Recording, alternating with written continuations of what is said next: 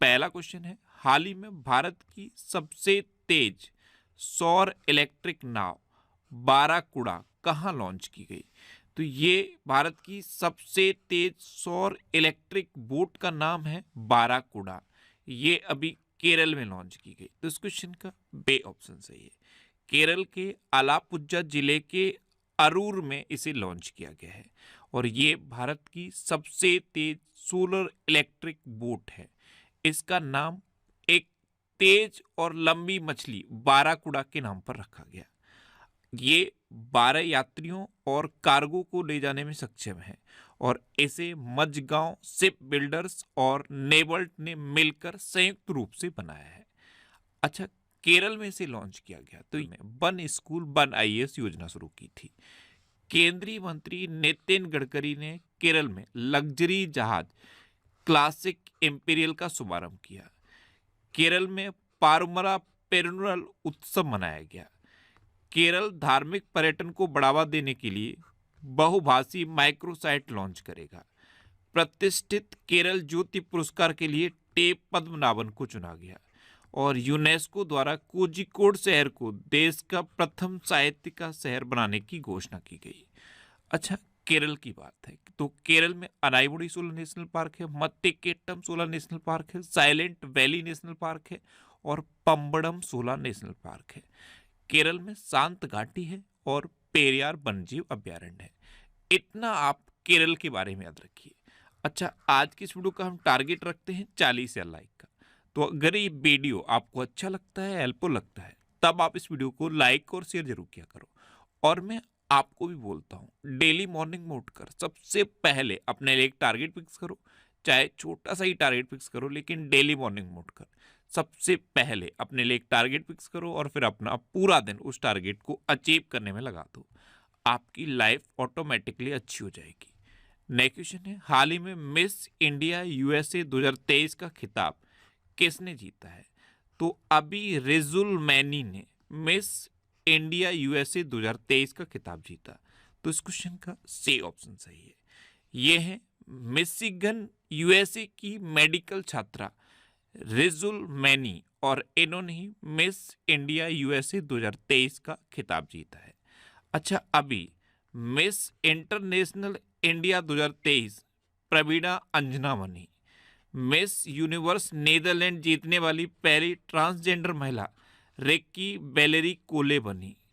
Femina miss India 2022 का खिताब सिमी सेट्टी ने जीता और मिस इंडिया वर्ल्ड वाइड 2022 का खिताब खुशी पटेल ने जीता। नेक्स्ट क्वेश्चन है, हाल ही में बीसीसीआई ने किस पूर्व क्रिकेटर की जर्सी को रिटायर करने का फैसला किया है? तो आपको पता है महेंद्र सिंह धोनी 7 नंबर की जर्सी पहनते थे। इन्होंने वर्ल्ड कप भी जीता है, तो अब इनके सम्मान में बीसीसीआई ने 7 नंबर की जर्सी को रिटायर कर दिया है। यानी कि अब आने वाले टाइम में किसी भी खिलाड़ी को 7 नंबर की जर्सी नहीं मिलेगी। ऐसा महेंद्र सिंह धोनी के सम्मान में किया गया है। तो इस क्वेश्चन का बे ऑप्शन सही है। अच्छा, अगर आपसे पूछ लिया जाए कि क्या ये पहली बार है कि किसी खिलाड़ी के सम्मान में 1 नंबर की जर्सी को रिटायर कर दिया गया, तो ऐसा नहीं है। इससे पहले सचिन तेंदुलकर की जर्सी को भी रिटायर किया गया। सचिन तेंदुलकर जब खेलते थे उस टाइम 10 नंबर की जर्सी पहनते थे और 10 नंबर की जर्सी को उनके सम्मान में बीसीसीआई ने रिटायर किया था।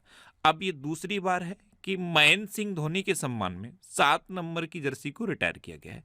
ये जो जर्सी होती है, जो नंबर मिलता है, वो खिलाड़ियों को चॉइस से मिलता है। ऐसा नहीं होता है कि कोई भी नंबर मिल जाएगा। जो भी अवेलेबल चॉइस होती हैं उसमें से खिलाड़ी अपनी चॉइस का नंबर ले सकते हैं। जैसे सपोज अभी 20-30 नंबर खाली हैं, तो उनमें से कोई भी नया खिलाड़ी कोई अपनी चॉइस का नंबर चूज कर सकता है। लेकिन जो खिलाड़ी पहले से कोई नंबर पहन रहा है उस नंबर को नया खिलाड़ी नहीं ले सकता। और ऐसा भी होता है कि अगर 1 साल तक खिलाड़ी कुछ नंबर को नहीं पहन रहा है तब भी उसके लिए वो नंबर रिजर्व रखा जाता है। लेकिन जब कोई खिलाड़ी रिटायर हो जाता है तब उसका नंबर किसी और खिलाड़ी को अलॉट कर दिया जाता है। लेकिन अब ये 2 नंबर किसी खिलाड़ी को अलॉट नहीं होंगे। 10 नंबर सचिन के लिए रिटायर किया गया था और 7 नंबर अब धोनी के लिए रिटायर किया गया है। अब क्रिकेट की बात है तो अभी बीसीसीआई ने मोहम्मद शमी के लिए अर्जुन अवार्ड की सिफारिश की। दक्षिण अफ्रीका की महिला क्रिकेट टीम का कप्तान लॉरा बोलुआर्टो को बनाया गया। अंडर 19 क्रिकेट वर्ल्ड कप 2024 की मेजबानी दक्षिण अफ्रीका करेगा। आईसीसी विश्व कप 2023 में प्लेयर ऑफ द टूर्नामेंट का खिताब विराट कोहली ने जीता। और विश्व कप में सर्वाधिक छक्के लगाने वाले बल्लेबाज रोहित शर्मा बने। नेक्स्ट क्वेश्चन है, हाल ही में किस बैंक ने सोलर प्रोजेक्ट के लिए जर्मन विकास बैंक के साथ लाइन ऑफ क्रेडिट पर हस्ताक्षर किए? तो अभी एसबीआई यानी कि भारतीय स्टेट बैंक ने सोलर प्रोजेक्ट के लिए जर्मन विकास बैंक के साथ एलओसी यानी कि लाइन ऑफ क्रेडिट पर हस्ताक्षर किए। तो इस क्वेश्चन का सी ऑप्शन सही है। अब एसबीआई, तो एसबीआई की स्थापना कब हुई? 1955 में। इसका हेडक्वार्टर कहाँ पे है? मुंबई में। और एसबीआई के प्रेजेंट टाइम पे चेयरमैन कौन है? दिनेश कुमार खारा। नेक्स्ट क्वेश्चन है, हाल ही में आंद्रे ब्रूगेर का निधन हुआ है, वे कौन थे? तो आंद्रे ब्रूगेर ये एक हॉलीवुड अभिनेता थे और ये एमी अवार्ड विजेता भी थे। इनको एमी पुरस्कार मिल चुका था। अब इनका निधन हो गया है, तो इनका नाम आपको याद रखना है। तो इस क्वेश्चन का बी ऑप्शन सही है। ये थे आंद्रे ब्रूगेर। नेक्स्ट क्वेश्चन है, हाल ही में विश्व के सबसे ऊंचे फाइटर एयरफील्ड का निर्माण कहाँ किया जाएगा? तो अभी लद्दाख में विश्व के सबसे ऊंचे फाइटर एयरफील्ड का निर्माण किया जाएगा। तो इस क्वेश्चन का ए ऑप्शन सही है। अब लद्दाख में किया जाएगा, तो लद्दाख के लेफ्टिनेंट गवर्नर कौन है? Brigadier BD Mishra. अच्छा, अभी लद्दाख के सेबकथॉन फल को जेआई टैग मिला। सरकार ने लद्दाख में खेलो इंडिया स्टेट एक्सीलेंस सेंटर की स्थापना को मंजूरी दी है। दुनिया का सबसे ऊंचा लड़ाकू हवाई अड्डा लद्दाख में बनेगा। लद्दाख में पहली बार पेशेवर फुटबॉल प्रतियोगिता शुरू हुई और हेमिस महोत्सव ये लद्दाख में मनाया गया। नेक्स्ट क्वेश्चन है, हाल ही में कौन सा देश भारत के साथ हाइड्रोग्राफिक सर्वे एग्रीमेंट खत्म करेगा? तो अभी मालदीव अपने देश भारत के साथ हाइड्रोग्राफिक सर्वे एग्रीमेंट को खत्म करेगा। तो इस क्वेश्चन का सी ऑप्शन सही है। एक्चुअल में अभी हुआ क्या है, मालदीव में नए राष्ट्रपति बने हैं मोहम्मद मोइज्जू, और मोहम्मद मोइज्जू टोटली चाइना की तरफ इंक्लाइंड है। अब मालदीव भारत के साथ ये हाइड्रोग्राफिक सर्वे एग्रीमेंट को खत्म कर देगा। इसके बारे में थोड़ा सा मैं आपको बताता हूँ। ये जो सर्वे एग्रीमेंट है, ये मालदीव का जो समुद्र है, उस समुद्र का जो पानी है, उस पर रिसर्च करने की इंडिया को परमिशन देता था। और इस बार ये तीसरा सर्वे भी हो चुका है। पहला सर्वे 2021 में हुआ था, दूसरा 2022 में हुआ, फिर अभी 2023 में तीसरा सर्वे हो चुका है। और ये जो एग्रीमेंट है ये 2024 तक चलना था। 7 जून 2024 को ये खत्म होना है एग्रीमेंट, लेकिन अब मालदीव ने इसे रिन्यू करने से मना कर दिया है। तो अब ये एग्रीमेंट खत्म हो जाएगा। इसके बारे में पूरा डिटेल में मैंने ये वीडियो बनाया हुआ है। इस वीडियो को एक बार देखिए, क्योंकि मालदीव हमारा पड़ोसी देश है और उसके साथ हमारे संबंध अब लगातार खराब होते जा रहे हैं। तो इसका इफेक्ट सबसे ज़्यादा हिंद महासागर पर पड़ेगा। हिंद महासागर भारत के लिए एक बहुत इम्पोर्टेंट ट्रेडिंग रूट है, यानी कि व्यापार के लिए बहुत इंपॉर्टेंट है। लेकिन अब मालदीव के साथ संबंध खत्म हो रहे हैं, बहुत तेजी से खराब हो रहे हैं। अभी 75 सैनिकों को भारत को मालदीव से वापस बुलाना पड़ेगा। तो इसके बारे में पूरा डिटेल में मैंने इस वीडियो में बताया है। एक बार इस वीडियो को आप देखिए, आपको आइडिया लग जाएगा कि इंडिया और मालदीव का संबंध क्या है, ये संबंध खराब क्यों हो रहे हैं और इसका आने वाले फ्यूचर में इम्पैक्ट क्या पड़ेगा और इसका फायदा कौन उठा रहा है? चाइना। तो ये सब मैंने इस वीडियो में डिस्कस किया है। एक बार इस वीडियो को आप देखिए। अब मालदीव, तो ये अच्छा, इंडिया मालदीव रिलेशन इतना आपको सर्च करना है यूट्यूब पर, या सिर्फ आप फैक्ट स्टडी सर्च कर लो और आपको ये वीडियो मिल जाएगा। इस वीडियो को आपको देखना है और देखने के बाद आप कमेंट बॉक्स में बताना कि ये वीडियो आपको कैसा लगा। अच्छा, भारत सरकार ने मालदीव से अभी 75 भारतीय सैनिकों को वापस बुलाने का फैसला किया। ये मैंने आपको अभी बताया है। ये संबंध बिगड़ने की शुरुआत है और अब ये संबंध लगातार बिगड़ेंगे। रिलायंस जियो ने मालदीव को high speed optical fibre cable से जोड़ने से संबंधित कार्य पूरा किया। एशिया सर्फिंग चैंपियनशिप का आयोजन मालदीव में किया गया। अच्छा, सर्फिंग जानते हो क्या होता है? वैसे मैंने आपको बताया है सर्फिंग क्या होता है। आपने देखा होगा जनरली कुछ फोटो वायरल होते हैं। एक इस तरह की तख्ती होती है, इस पर खड़े होकर लोग वीडियो बनवाते हैं और उस वीडियो को वायरल करते हैं। एक तरह से लहरों पर सवार होते हैं। ये जो तख्ती होती है इस पर खड़े होकर लोग लहरों पर सवार होते हैं। इस गेम को सर्फिंग कहा जाता है। ये होता है सर्फिंग गेम। तो एशिया सर्फिंग चैंपियनशिप का आयोजन अभी मालदीव में किया गया। कोलंबो सुरक्षा कॉन्क्लेव की 7वीं डिप्टी एनएसए बैठक मालदीव में आयोजित हुई। नेक्स्ट क्वेश्चन है, हाल ही में United world wrestling rising star of the year 2023 के रूप में किसे नामित किया गया? तो अंतिम पंगाल को नामित किया गया। तो उस क्वेश्चन का बे ऑप्शन सही है। ये है अंतिम पंगाल। अच्छा, अभी अजंता एलोरा फिल्म फेस्टिवल में जावेद अख्तर को पद्म पाणि लाइफ टाइम अचीवमेंट अवार्ड मिलेगा। 33वें व्यास सम्मान 2023 के लिए पुष्पा भारती को चुना गया। ये क्वेश्चन कल के वीडियो में मैंने आपसे पूछा था और 99.99 स्टूडेंट ने इसका आंसर सही दिया। कल मैंने ऑलमोस्ट हर स्टूडेंट का कमेंट पढ़ा है, आपका भी कमेंट मैंने पढ़ा और उस पर जरूर रेस्पॉन्स किया है। तो 99.99 स्टूडेंट ने ये आंसर सही दिया और बहुत सारे स्टूडेंट ऐसे हैं जो डिटेल में लिखते हैं आंसर। मैं आपको हर बार बोलता हूँ, एक तो आप ये डेवलप कर लो कि मॉर्निंग में जब भी आप बिस्तर छोड़ो उससे पहले ये वीडियो आप देख लो। ये हैबिट आप अपने अंदर डेवलप कर लो और जो भी क्वेश्चन मैं आपसे पूछता हूँ उसके बारे में जितना भी आपको डिटेल में पता है आप लिख दो, क्योंकि जब आप लिख देते हो फिर उसे आप कभी भूलते नहीं हो।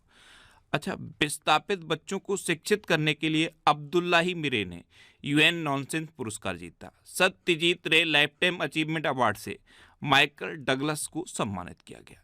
नेक्स्ट क्वेश्चन है, हाल ही में साल 2023 के लिए इंदिरा गांधी शांति पुरस्कार किसने जीता है? तो अली अबू अब्बाद और डेनियल बेरेनबोइम, इन दोनों ने 2023 के लिए इंदिरा गांधी शांति पुरस्कार जीता। तो इस क्वेश्चन का सी ऑप्शन सही है। उपयुक्त दोनों ये हैं अली अबू अब्बाद और डेनियल बेरेनबोइम, इन दोनों ने 2023 के लिए इंदिरा गांधी शांति पुरस्कार जीता है। नेक्स्ट क्वेश्चन है, हाल ही में एडीबी ने चालू वित्त वर्ष में भारत की विकास दर कितने प्रतिशत रहने का अनुमान लगाया? तो एडीबी यानी कि एशियन डेवलपमेंट बैंक, इसने चालू वित्त वर्ष में भारत की विकास दर 6.7% रहने का अनुमान लगाया। तो इस क्वेश्चन का बे ऑप्शन सही है। अब एडीबी, इसकी फुल फॉर्म पता है, कई बार मैंने आपको बताई है, एशियन डेवलपमेंट बैंक। इसकी स्थापना कब हुई? 1966 में। इसका हेडक्वार्टर कहाँ पे है? मनीला में। और इसके प्रेजेंट टाइम पे प्रेसिडेंट कौन है? मत्सात्सुगु अस्कवा। नेक्स्ट क्वेश्चन है, हाल ही में किसने सबसे बड़ी पढ़ने की गतिविधि का गिनीज वर्ल्ड रिकॉर्ड हासिल किया है? तो पुणे में है एसपी कॉलेज, और एसपी कॉलेज पुणे ने सबसे बड़ी पढ़ने की गतिविधि का गिनीज वर्ल्ड रिकॉर्ड हासिल किया। तो इस क्वेश्चन का सी ऑप्शन सही है। यहाँ पे 3066 माता पिता ने कहानी के माध्यम से पढ़ने की गतिविधि का आयोजन किया और ये गिनीज वर्ल्ड रिकॉर्ड बन गया। इससे पहले ये रिकॉर्ड चाइना के नाम था, तो अब ये रिकॉर्ड पुणे के नाम हो गया है। नेक्स्ट क्वेश्चन है, हाल ही में पवन कुमार सेन को किस राज्य का मुख्य निर्वाचन अधिकारी नियुक्त किया गया? तो पवन कुमार सेन, इनको अभी अरुणाचल प्रदेश का मुख्य निर्वाचन अधिकारी नियुक्त किया गया। तो इस क्वेश्चन का सी ऑप्शन सही है। अब अरुणाचल प्रदेश, तो अभी वार्षिक सार अमरतला तोगरिया महोत्सव अरुणाचल प्रदेश में मनाया गया। अरुणाचल प्रदेश के मंत्रिमंडल ने विशेष बाघ सुरक्षा बल को मंजूरी दी। अरुणाचल प्रदेश के खामती चावल को जीआई टैग मिला है। अरुणाचल प्रदेश में दुनिया की सबसे लंबी बाईलेन सुरंग सेला सुरंग पूरे होने के कगार पर है और भारतीय सेना और बीआरओ ने अरुणाचल प्रदेश के अंजो जिले में बेली ब्रिज का उद्घाटन किया है। नेक्स्ट क्वेश्चन है, हाल ही में आसियान भारत बाजरा महोत्सव का उद्घाटन कहाँ हुआ है? तो आसियान भारत बाजरा महोत्सव, इसका उद्घाटन अभी नई दिल्ली में हुआ। तो इस क्वेश्चन का बे ऑप्शन सही है। आसियान की फुल फॉर्म क्या है? Association of south east Asian nation. Next question है, हाल ही में किस देश के प्रथम राष्ट्रपति मिर्सिल स्नेगू का निधन हुआ? तो मिर्सिल स्नेगू ये मोल्डोवा के पहले राष्ट्रपति थे और अभी इनका निधन हो गया। तो इस क्वेश्चन का बे ऑप्शन सही है। ये थे मिर्सिल स्नेगू, ये मोल्डोवा के पहले राष्ट्रपति थे और अभी इनका निधन हुआ है। नेक्स्ट क्वेश्चन है, हाल ही में किस राज्य सरकार ने महिलाओं और ट्रांसजेंडर के लिए मुफ्त बस यात्रा शुरू की है? तो अभी तेलंगाना ने महिलाओं और ट्रांसजेंडर्स के लिए मुफ्त बस यात्रा शुरू की? तो इस क्वेश्चन का सी ऑप्शन सही है। अब तेलंगाना, तो अच्छा, कल ही मैंने आपको बताया है गद्दाम प्रसाद को तेलंगाना का नया विधानसभा अध्यक्ष चुना गया। दुनिया के पहले 3D मुद्रित मंदिर का उद्घाटन तेलंगाना में किया गया। अच्छा, एक स्टूडेंट का कमेंट मैंने आप पढ़ा था कि सर दुनिया का पहला 3D प्रिंटेड पोस्ट ऑफिस तो बेंगलुरु में बना है। यहाँ पे आप कंफ्यूज मत हो, ये दुनिया का पहला 3D प्रिंटेड टेम्पल है, ये तेलंगाना में बना है। और दुनिया का पहला 3D प्रिंटेड पोस्ट ऑफिस वो बेंगलुरु में बना। ध्यान रखना, 3D printed post office Bengaluru में बना है, 3D प्रिंटेड टेम्पल तेलंगाना में बना है। ये माइनर सा कंफ्यूजन हो जाता है और क्वेश्चन गलत होता है, तो इसको आप जरूर ध्यान रखो। जब मैंने ये कमेंट पढ़ा तो मैंने रिप्लाई भी किया है इसका। प्रधानमंत्री मोदी ने तेलंगाना में रामागुंडम एनटीपीसी परियोजना का उद्घाटन किया और पेम्बरथी और चंदलापुर को तेलंगाना के सर्वश्रेष्ठ पर्यटन गांव के रूप में चुना गया।